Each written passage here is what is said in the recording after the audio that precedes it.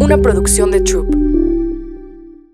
Este podcast es presentado por Exdata, el estudio de análisis y visualización de datos más efectivo en México. Es el manual que necesitas para potenciar tus negocios y proyectos a través de los datos. Una producción de Troop. Marina Flores Camargo es licenciada en Psicología por la Facultad de Psicología de la Universidad Nacional Autónoma de México.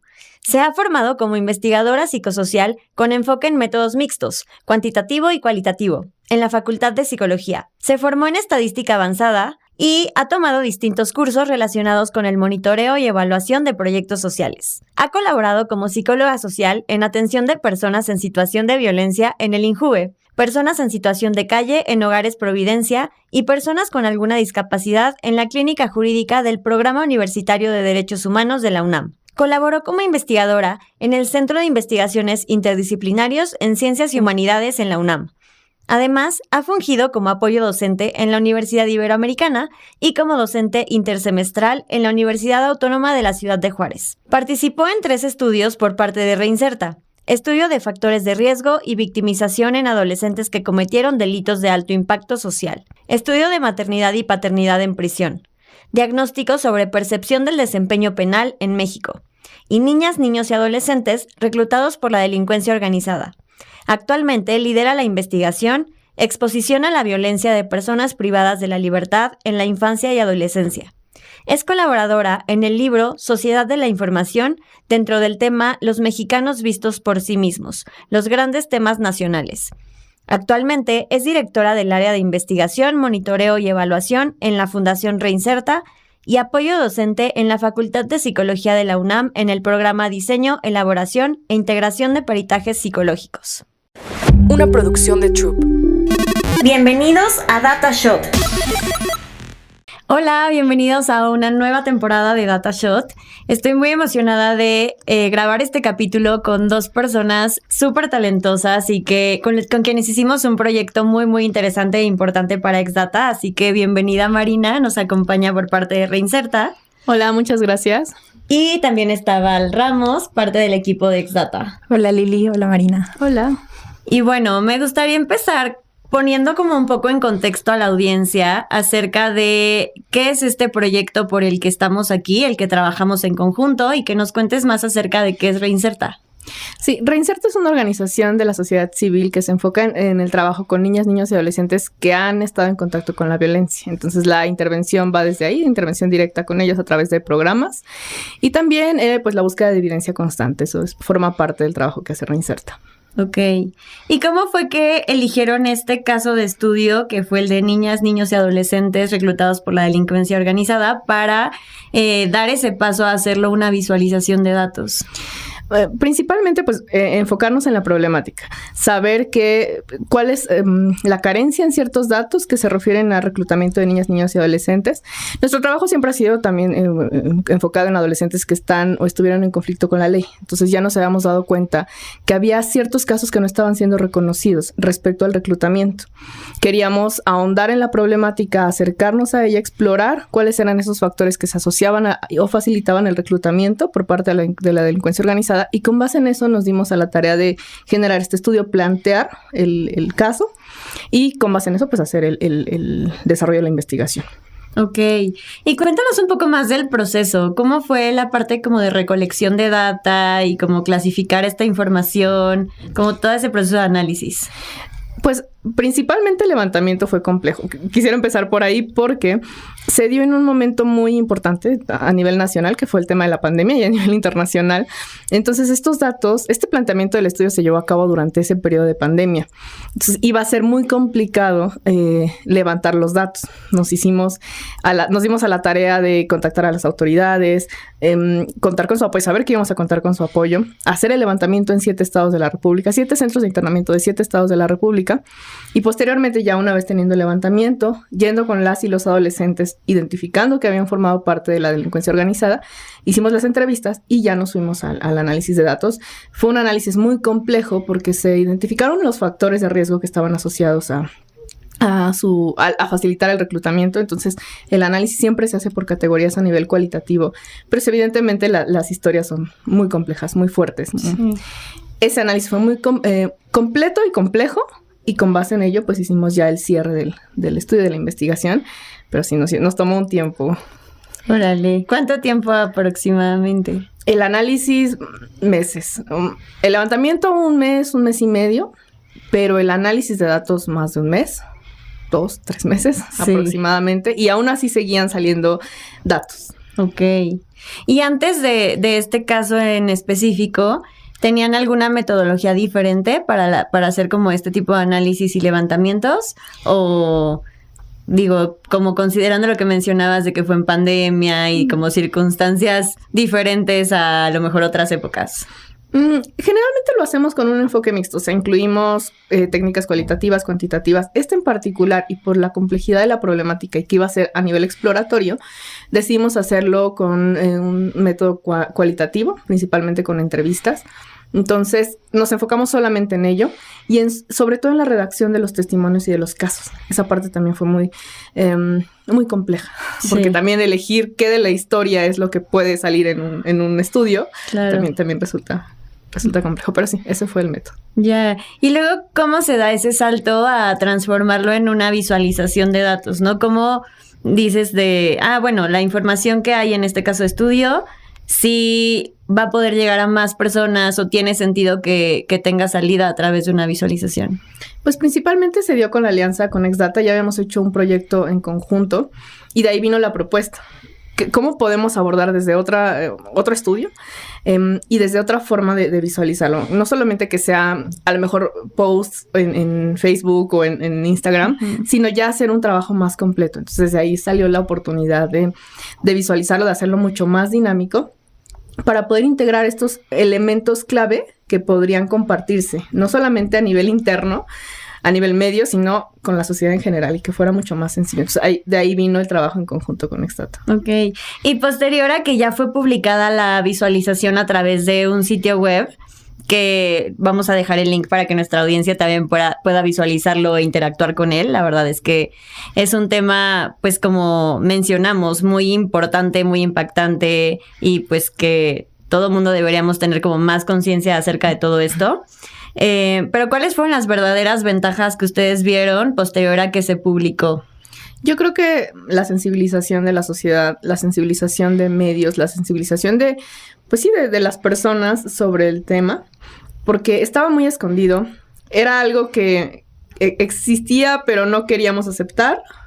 Y cuando te das cuenta de que hay estas historias, que además se visualiza, que además hay una forma dinámica de presentarlo, pues te facilita también la lectura. No solamente el entendimiento y la sensibilización, sino la lectura de la problemática. No solamente la lectura como literalmente hablando, sino la lectura del problema. Sí, totalmente. Uh-huh. Y bueno, ahora sí enfocándonos como un poco más en la parte de visualización, ¿cómo fue el proceso de realizarlo? Bueno, el proyecto está compuesto por varias visualizaciones. Como dice Marina, es un estudio muy completo y al mismo tiempo muy complejo. Entonces había que encontrar una manera de hacer que el usuario o el lector pudiera entender toda esta cantidad de información y de alguna manera irlo guiando. Entonces, si nos vamos a un inicio, es leer el estudio, entender de qué se trata, ir desmenuzándolo para entonces poder traducirlo, hacer una traducción visual y que pues pueda vivir en este caso fue un sitio web, ¿no? Entonces, sí, o sea, como dice Marina, el estudio ahí estaba, ¿no? Y quizá vivía en forma de todo este análisis, reportaje periodístico, etcétera, pero lo cierto es que el cerebro procesa 60,000 veces más rápido una imagen que un texto. Entonces, o sea, no puedes ir contra eso, ¿no? A veces tener 30 páginas te lo puede decir un diagrama. Entonces ya hay un código de diseño en el que hay color, hay tipografías, hay muchísimos otros elementos que hace que sea mucho más fácil entenderlo. Entonces, a partir de esto fue que desarrollamos todas estas visualizaciones que compone el estudio que vive en el sitio. ¿Y cuánto tiempo les tomó hacer esto? Y sobre todo, ¿qué herramientas utilizaron para lograrlo? Pues todo el proyecto se trabajó en simultáneo entre el equipo de diseño y el equipo de desarrollo web. Entonces, por nuestra parte, el equipo de diseño, liderado por Elsa, ella tuvo este acercamiento con Reinserta, entonces trabajamos como en visualmente qué queríamos, ¿no? O sea, viene todo desde el concepto del estudio en sí. Por ejemplo, nos adentramos con Reinserta, fue como de, ok, ¿ellos qué hacen? Nos hace entender desde la organización. Constantemente se menciona que los problemas que ellas abordan vienen desde un error en el sistema, ¿no? Entonces, desde ahí viene, o sea, si pueden visitar el sitio, van a ver que existen, por ejemplo, glitches ahí que marcan este error en el sistema, ¿no? O sea, desde ahí te lo está diciendo todo, o sea, todo lo que está componiendo el sitio te va a decir algo. Entonces, nosotros usamos de software de diseño, o sea, tal cual es Illustrator, es casi artesanal la construcción de este sitio. Vamos colocando elementos, color, paleta de color, tipografía, etcétera. Y después lo trabajamos con Ana, que es la líder del equipo de desarrollo web. Entonces, en conjunto vamos dándole ya vida a todo esto que nosotras generamos visualmente, ella lo programa. Entonces, este es más o menos el trabajo y las herramientas. Para este proyecto utilizamos una herramienta de navegación en el sitio que se llama Scrollytelling, que justamente como el nombre lo dice, vas scrolleando y vas pudiendo, o sea, van apareciendo y desapareciendo elementos que facilitan al usuario el entendimiento de la información. Creemos que, o sea, en todo el sitio puedes saltar, ¿no? De acuerdo a tu interés, a las secciones que quieras, pero si es la primera vez que lo estás viendo, si solamente scrolleas, te vamos a ir acompañando en todo en toda esta información. Entonces van a ir apareciendo los elementos como la lectura se facilite y pues, o sea, eso es algo que quisimos como implementar para este proyecto. Ok.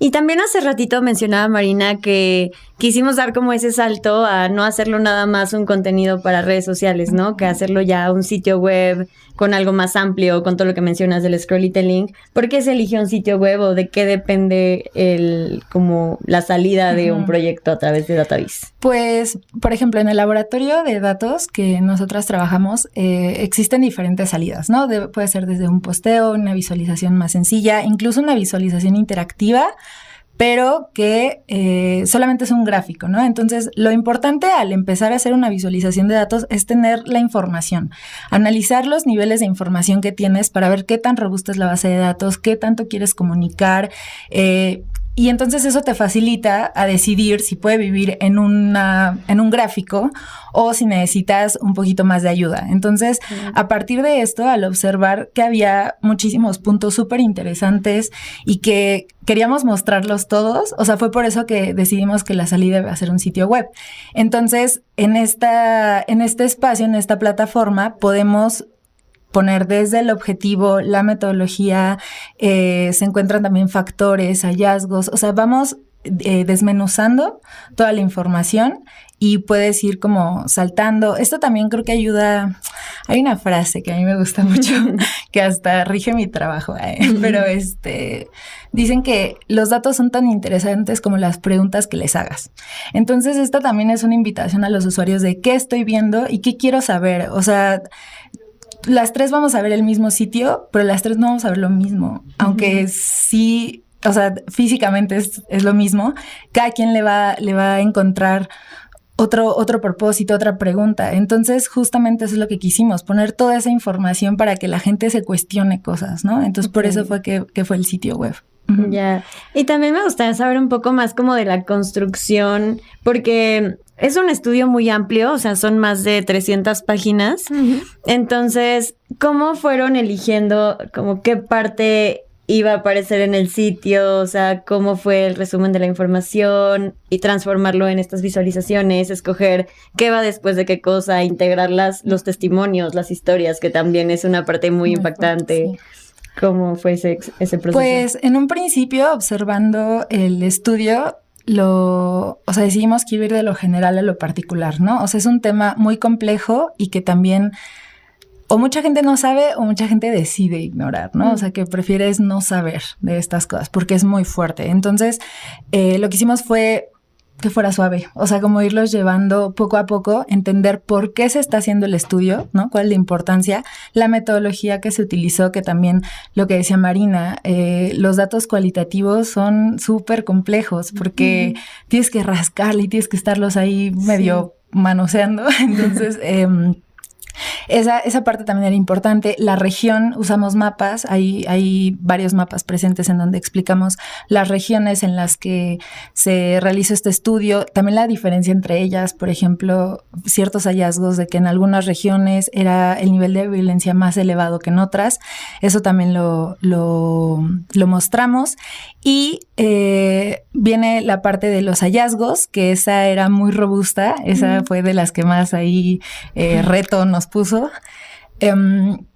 Y era, o sea, lo colocamos en un diagrama en donde se fueron mostrando cada uno. O sea, aquí también hicimos uso de iconos, o sea, hay una iconografía en el sitio que te va guiando un poco, que dices, ok, ves el icono de salud y sabes que todo lo que tenga ese icono, pues va a hablar de estas, tanto hallazgos, factores, como propuestas, ¿no? Entonces, fue todo ese trabajo. Después llegamos a la parte de las propuestas públicas, que aquí debo decir que es de mis partes favoritas, porque para tener, o sea, la importancia de tener datos es saber qué hacer con ellos, ¿no? O sea, hay que actuar a partir de ellos. Entonces, algo muy importante que yo creo que hacen es que, realizan el estudio, hay hallazgos, lo separan por factores, pero ¿y luego qué? Entonces, a mí me parece muy importante esta parte de hacer estas propuestas, ¿no? Actuar a partir de la información y de los datos que se obtuvieron, ¿no? Entonces, esta parte a mí me encanta. Personalmente creo que hay como mucho trabajo que se le puede hacer. Lo separamos también en gráficos proporcionales. Puedes ver en qué nivel hay más propuestas, para qué áreas, etcétera. Y al final pusimos las historias, las entrevistas de las que habla Marina, porque si bien creo que el ejercicio del análisis de datos y la visualización de datos es súper importante porque ves tendencias, porque puedes analizar patrones y puedes identificar también puntos de quiebre, ¿no? O sea, aquí está pasando algo raro en un panorama general. Sin embargo, en un tema tan complejo y tan delicado como en este caso es las infancias vinculadas al narco, es muy importante ver las historias. O sea, si yo te digo 1 de cada 10 niños es reclutado por la delincuencia, es muy alarmante. Pero si entonces te cuento que este niño tenía 8 años la primera vez que probó cierta droga, que está en un contexto violento, que tiene una escasez económica tremenda, y te voy dando los detalles, ahí es donde creo que la gente puede encontrar ciertas pautas que puedes acercarte más a la problemática, ¿no? O sea, a veces en un mundo en donde estamos bombardeados de estadísticas, a veces también acercarte a la historia puede cambiar un poquito tu punto de vista. Entonces no lo quisimos dejar fuera. Entonces ese es como el cierre que, pues, es muy fuerte. O sea, la verdad es que es la manera en la que termina ahí el estudio. Está separado también en mapas con historias del norte, del centro y del sur. Y pues te puedes acercar a cada una de estas infancias que al final de cuentas estuvo vinculada y que son parte de una estadística a la que hay que ponerle atención. Sí, totalmente. Me parece súper valioso porque, como dices, es parte fundamental de entender no solamente la problemática, sino de dónde realmente viene, dónde surge todo y pues qué se puede hacer para tener una participación activa en solucionar esta problemática, ¿no? Y para ustedes, al ver el resultado final, ¿qué consideraron acerca del trabajo? O sea, que todos estos textos que se incluyeron en el sitio y como la forma de la narrativa, cuando lo vieron, ¿sí les hizo sentido de primera instancia como de, sí se está transmitiendo lo que nosotros queríamos con el estudio? ¿O cuál fue la percepción? No, sí, sin duda. O sea, fue ver primero ves el documento, el escrito, publicado, llevas a cabo pues todo el proceso para publicarlo, para llevar los hallazgos al público. Pero cuando lo ves en este sitio, más bien dices, wow, esto es una guía, me está guiando de inicio a fin y me está contando una historia. O sea, no solamente las historias per se de las y los chicos que nos las compartieron, sino ya ves el camino desde cero hasta, wow, esto se convirtió en una historia, en una recomendación de política pública, en un hallazgo concreto. Entonces parecía que era un camino que podías ir siguiendo y que te llevaba de la mano, porque un sitio web, creo que eso tiene que hacer, llevarte de la mano para explicarte la problemática, y creo que este sitio web cumplió con ese objetivo. Para nosotros fue muy, muy padre verlo al final, ver el resultado, y sobre todo ver la facilidad para ir caminando en este sitio. Eso fue muy, muy, muy padre. No, hay sitios que te confunden, hay sitios que no te explican, hay sitios que quedan cortados. Sí. Pero me nos pareció muy completo, y sobre todo eso, que te guiaba. Ya. ¿Y a quién iba dirigido como toda esta información de primera instancia? Y si consideran que a través de este sitio lograron llegar a ese público, o incluso a otros que a lo mejor no tenían considerados desde el inicio.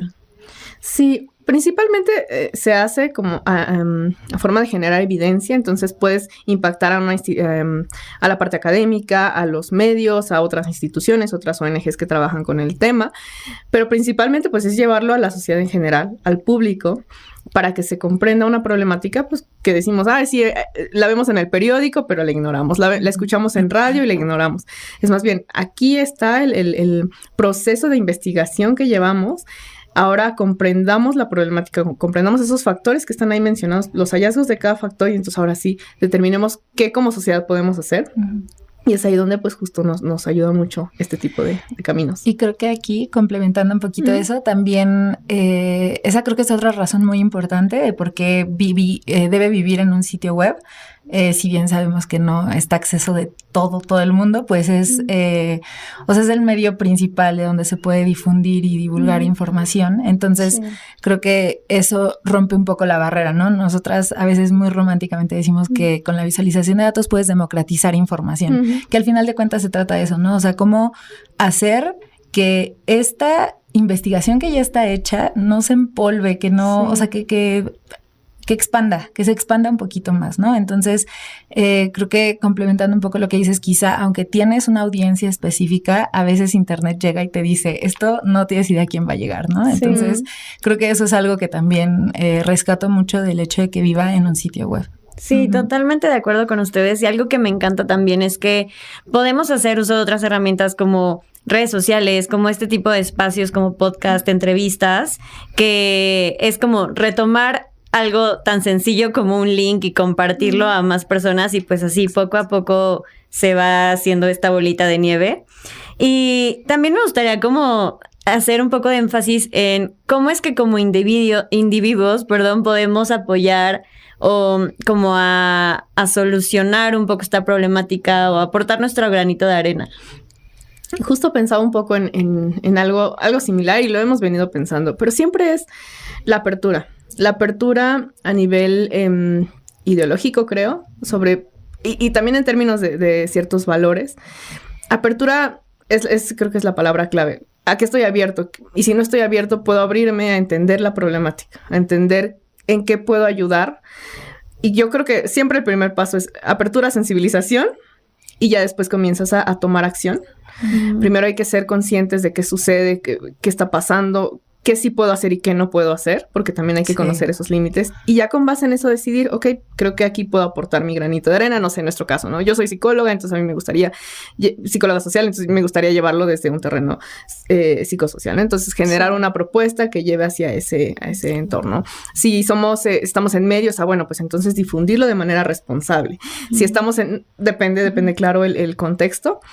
Y pues, pero yo pensaría que la apertura es lo principal. De acuerdo. Me encanta. Me encanta. Pues creo que coincido. O sea, al final de cuentas la verdad es que mientras estaba trabajando en el estudio, la parte más fuerte fue toparme con las historias. Son un montón de realidades. O sea, si son 60 historias, son 60 realidades diferentes, en la que sí hay coincidencias, sí hay situaciones similares, pero cada una es distinta. Entonces, también a veces aceptar que hay otras realidades, ¿no? Desde el punto en el que estemos, pero creo que a veces caemos en el error de no pasa cerca de mí, no me interesa, no es algo muy fuerte, entonces no quiero saber, ¿no? O sea, a veces es a veces un poco más fácil, ¿no? Ignorarlo, y entonces acercarte a estas problemáticas, a las historias, es aceptar que existen, ¿no? O sea, también al final de cuentas ahí están, hay que no sé, va a haber alguien que pasa en su misma calle, ¿sabes? O sea, si leen las historias van a poder ver que pueden conocer a alguien en una realidad como esas. Entonces, a veces identificas un punto de quiebra en el que dices, puta, si no le hubiera pasado tal cosa, ¿no? O cosas así que digo, tampoco quiero hacer esto muy dramático, pero creo que acercarte desde donde estés, desde donde puedas y no ignorarlo. Creo que también eso puede... Sí, yo creo también. que es importante. Creo que ese es uno de los objetivos principales, o sea, simplemente el hecho de saber que existe y que está pasando, que es una realidad, pues ya genera un impacto de cambio, ¿no? De que pues no lo puedo ignorar, tengo que hacer algo al respecto y como dices, desde donde estés y desde el lugar que puedas aportar algo. Sí, incluso, siempre se genera diálogo, ¿sabes? O sea, ponerlo sobre la mesa, poner una conversación medio incómoda o no, hablar de eso, que se sepa, o sea, creo que todo eso ayuda, o sea, que no esté empolvado, escondido e ignorado, porque al final de cuentas, o sea, sí, quizá estas son historias de gente que ya le pasó, pero pues, ¿qué pasa con... ¿Sabes? Como lo que viene. Ajá, o sea, como si se puede evitar un poquito desde algún punto, no sé. Sí. También como dice Marina, creo que es importante conocer un poco los límites, o sea, saber hasta qué punto es un tema muy delicado, entonces hasta qué punto ya llegaste, ¿no? O sea, como este autoconocimiento también. Sí, creo. Totalmente. Y bueno, cuéntanos qué más viene por parte de Reinserta, cuáles son como los nuevos estudios en los que se está trabajando.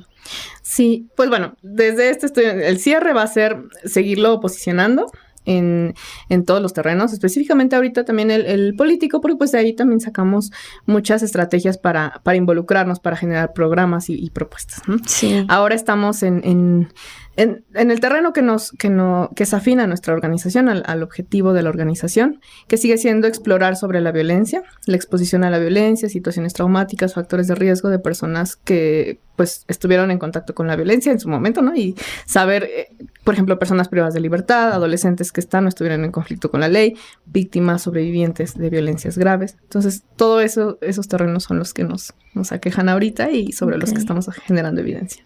Muy bien. ¿Y dónde podemos consultar toda esta información? Reinserta tiene una página, un sitio web, es reinserta.org. Y también lo podemos buscar en Instagram, en Facebook, nuestras redes. Todo eso se puede consultar directamente ahí. Si no, pueden escribirnos, mandarnos un mail también. Y estamos abiertos para cualquier duda. Perfecto. Y por parte de Exdata, en cuanto a proyectos de visualización, digo, sé que abarcan un espectro muy amplio desde la parte de Business Intelligence hasta otros proyectos que yo digo que son como más recreativos porque yo me divierto mucho como ejecutándolos y demás, pero cuéntanos qué viene por ahí. Sí, pues, o sea, en el laboratorio estamos constantemente desarrollando, como dices, hay un abanico ahí de visualizaciones. Creo que tuvimos una muy buena experiencia con este proyecto. Nos gustó mucho el resultado y hemos trabajado otros simultáneos con este tinte ahí como social. Entonces, lo estamos desarrollando, es el periodismo de datos o data journalism, justamente trabajar con periodistas, ¿no? Que tienen de pronto investigaciones súper interesantes y que están ahí un poquito rezagadas, entonces sacarlas, o sea, hacerlas accesibles a la gente. Hay por ahí un par de proyectos muy interesantes que vienen, que trabajamos en conjunto todo el equipo. Y bueno, el día a día casi es el Business Intelligence, eso es de siempre. Sí. ¿Y dónde podemos ver como algún portafolio donde esté como la gran mayoría de estas visualizaciones? Pues de los proyectos más robustos que tenemos, los pueden encontrar en nuestro Behance, que es Behance/Exdata.